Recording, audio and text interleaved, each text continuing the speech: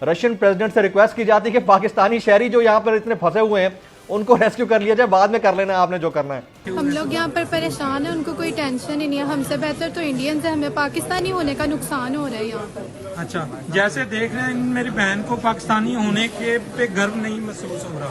ये हमारे भाई बाकर साहब है, ये लास्ट ईयर के स्टूडेंट है जी। मैं अभी डिग्री मिलने वाली थी, डिग्री भी नहीं मिली और हमारी पाकिस्तान एम्बेसी ने बिल्कुल किसी किस्म की कोई हेल्प नहीं की।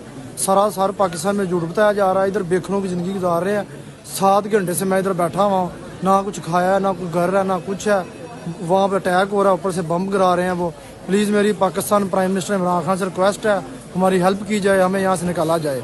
मैं हाथ जोड़ के रिक्वेस्ट करता हूँ पाकिस्तान प्राइम मिनिस्टर इमरान खान से। अस्सलाम वालेकुम जी। मैं खारकिब नेशनल मेडिकल यूनिवर्सिटी का स्टूडेंट हूँ। 4th ईयर में मैं स्टडी कर रहा था यहाँ पे। और यहाँ पे जो फिलहाल सिचुएशन बनी पड़ी है तो बहुत क्रिटिकल सिचुएशन बन गई है। तो हमें एम्बेसी की तरफ से कोई एवैक्यूएट नहीं किया गया। एम्बेसी की तरफ से हमें उल्टा झूठ बोला गया। पहले हमें बोला गया कि आप कीव में आ जाएं। हम सारे स्टूडेंट्स ने ऑलमोस्ट $3,000 की टिकट्स बुक की ट्रेन की। ऑलमोस्ट कोई 200 स्टूडेंट होंगे, लेकिन जिस दिन हमने टिकट बुक कर ली है और हम मूव करने लगे थे 2 घंटे पहले इन्वेस्टर की कॉल्स आ रही हैं कि यहाँ पे ना है, कीव सेफ सिटी नहीं है, अब टर्नोपल में आ जाएं। बच्चे अपने पैसे सारे ज़ाया कर रहे हैं, ठीक है।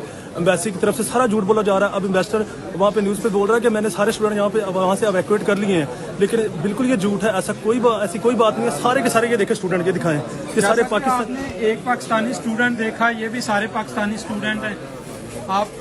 मैं एक बाय एक सबसे आपकी बात करवाऊंगा। ये हमारे शाहिद भाई हैं। शाहिद भाई, आप बताएं, आपको पाकिस्तान एम्बेसी की तरफ से क्या रिक्वेस्ट आई है? उन्होंने आपको क्या कहा है? पाकिस्तान कुछ भी नहीं आई, कुछ भी नहीं आई उन्होंने। अच्छा, एम्बेसी ने बिल्कुल रब्ता नहीं किया इवैक्यूएशन? बिल्कुल नहीं किया। अच्छा, तो आपके जो हमारे एम्बेसडर हैं नूर खलल साहब, उन्होंने क्या कहा है कि इवैक्यूएशन कब होगी? उन्होंने कुछ भी नहीं कहा, वो रिस्पॉन्स नहीं कर रहे किसी बात का। अच्छा, आपने ये देख लिया, ये 2 हमारी बहनें भी हैं, ये भी इधर स्टडी कर रही हैं। हम इनसे भी पूछते हैं कि जैसा कि नाजरीन देख सकते हैं आप कि यहाँ पे सुबह से लोग बैठे हुए हैं, ना कुछ खाने को मिल रहा है, ना कुछ पीने को मिल रहा है। तो हम लोग भी यारो मददगार इधर पाकिस्तान एम्बेसी की मदद के तलबगार बैठे हुए हैं, लेकिन पाकिस्तान एम्बेसी की तरफ से हमें कुछ भी नहीं बताया जा रहा है। रूस ने इनको कहा था, अमेरिकनों को, 1999 में जब पोलैंड, हंगरी और चेकोस्लोवाकिया को इन्होंने नेटो बना लिया था, उन्होंने कहा मेहरबानी से रुक जाएं, मत करें, इसलिए अगर आप करेंगे तो हम रिएक्ट करेंगे। अमेरिकनों का जवाब था ओके, नहीं करते। फिर 2004 में उन्होंने जाके Bulgaria, Estonia, Lithuania, Romania, Slovakia और स्लोवेनिया को बना दिया मेंबर्स। भाग भाग के रूस गया, भाग भाग के पुतिन के लोग हैं। भाई आपने तो वादा किया था, आप नहीं कहेंगे। पता आपको क्या जवाब था? जवाब ये था कि किधर हमने लिख के दिया था तुम्हें। सही। अच्छा जी, फिर भी कुछ नहीं किया। फिर 2009 में अल्बानिया और क्रोएशिया को ले लिया नेटो मेंबर्स। फिर गया पुतिन, अरे क्या कर रहे हैं आप, क्या हम आपको लिख के दिया था? फिर 2017 में क्या हुआ, मॉन्टीनीग्रो और नॉर्दर्न मैसेडोनिया को ले लिया था, फिर भी कोई जवाब नहीं। फिर 2021 में अनाउंस किया कि हर्ज़गोविना, बोस्निया, जॉर्जिया और यूक्रेन आ रहे हैं। तो थोड़ा सा आप अपने लोग जो देखते हैं ना टेलीविज़न, उनको एक हिस्टोरिकल पर्सपेक्टिव में बताएं किसका कसूर है। और ये जो कॉमेडियन जो था, ये पहले ज़ेलेंस्की, इसको एक ऑफर आई थी, रूस का ऑफर आया था, बल्कि मैं समझता हूं दुनिया का ऑफर यह था कि मेहरबानी से आप न्यूट्रल हो जाएं, किसी का साइड मत लें, इसलिए कि हम बर्दाश्त नहीं कर सकते कि अमेरिकन वेपन्स हमारे बॉर्डर पे आके हमें मारे।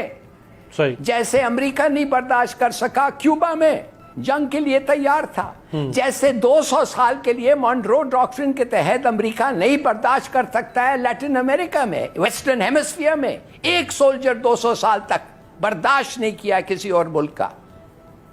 तो क्यों तुम जाके अमेरिका का गेम खेलने लगे हो, कभी ट्रंप के साथ, कभी ये बूढ़े बाइडेन के साथ? क्या कर रहे हो तुम? परवाह नहीं है तुम्हें जो अमेरिकन सोचते हैं? और तुम्हारा मुल्क है क्या?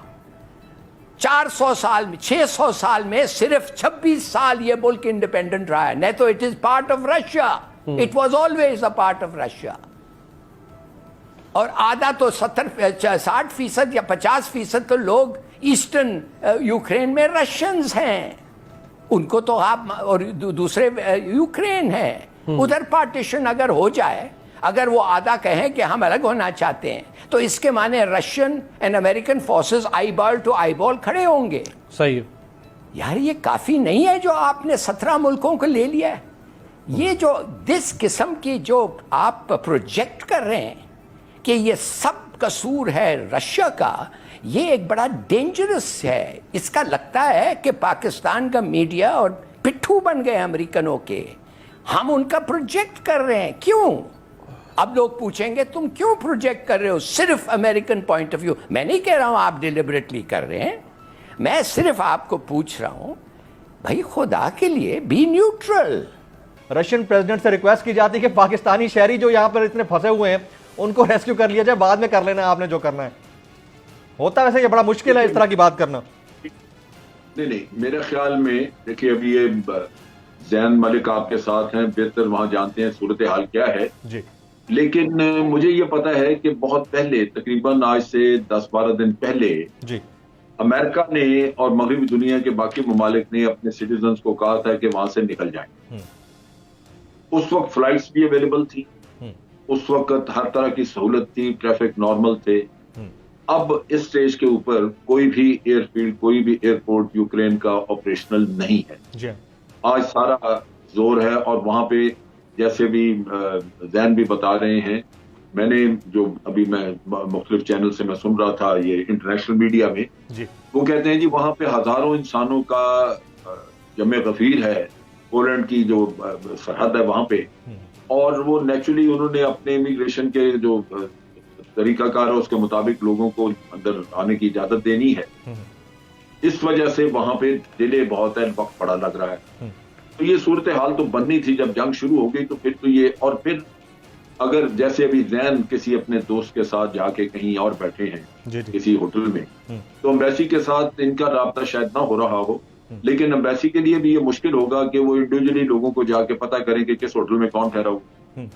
तो नेचुरली ये एक जंगज़दा इलाका जहां पे अब अबतरी मच चुकी है। अच्छा, अब जनरल साहब इसमें दो चीजें हैं, कथा कलामी की माजरत चाहूंगा। पहली चीज तो ये है कि जब ये अनाउंसमेंट हुआ कि लोग अगर फ्लाइट के जरिए जाना चाहते हैं तो चले जाएं क्योंकि यहाँ कुछ भी हो सकता है, तो इतनी तवक्को नहीं थी कि वाकईतन रशिया यूक्रेन पर चढ़ दौड़ेगा। पहली बात तो ये। दूसरा, एम्बेसडर एक एक बंदे से नहीं मिल सकते, ये कॉन्सेप्ट हमारा अपना क्रिएट करता है। अब तो पूरी दुनिया डिजिटाइज हो रही है, एक एक आपके शहरी का जो डेटा है वो मौजूद होता है कंप्यूटर के ऊपर, अगर कोई करना चाहे तो ये नौबत, तो इस नौबत तक आने में मामलात को तो हम खुद हवा देते हैं ना सर, ये भी तो एक मसला है। ठीक है, लेकिन वहाँ पे ना भी इंटरनेट काम कर रहा है, ना ही वहाँ पे लोगों के साथ राब्ता उस तरह किया जा सकता है, क्योंकि जिन जिन जगहों पे लोग फैले हैं वहाँ इंटरनेट नहीं है।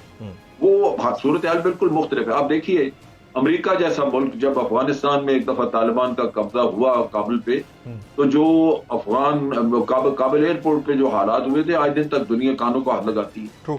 एक दफा जंग शुरू हो जाती है, जब ये गोलाबारी और ये किस्सा शुरू हो गया जी, फिर अबतरी का आलम होता है। फिर बहुत मुश्किल हो जाता है कि आप सूरत हाल को कंट्रोल करें, लोगों को जमा करें, उनको मुहैया करें ये सारी सहूलियात। ये एक हमेशा बड़े से बड़ी ताकतों के लिए भी ये प्रॉब्लम रही है। लेकिन होना ये चाहिए था कि हमारी एम्बेसी भी इनको एनकरेज करती और उस वक्त अरेंजमेंट भी हो सकता था। जब ये अमेरिका ने वार्निंग दी, लोगों ने दी, मतलब उनके पास इंटेलिजेंस थी, उनको नजर आ रहा था कि ये आजकल में होने वाला काम। तो उस वक्त ये हम बड़े आसानी से अपने लोगों को इवैक्यूएट कर सकते थे। इनको मशवरा दिया जाता है कि भाई आप निकलें यहाँ से, और स्पेशल फ्लाइट्स का भी इंतजाम हो सकता था, क्योंकि उस वक्त यूक्रेन में भी फ्लाइट्स लैंड कर रही।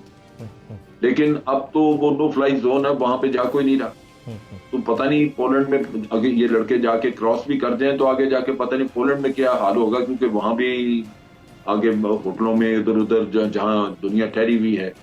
अब देखिए PIA एक जहाज का पूरा लोड वहां पे इंतजार करेगी। ये पता नहीं ये लड़के पहुंच के एक जहाज का लोड बनने में 3 दिन लगते हैं, 2 दिन लगते हैं, कैसे वक्त गुजारेंगे।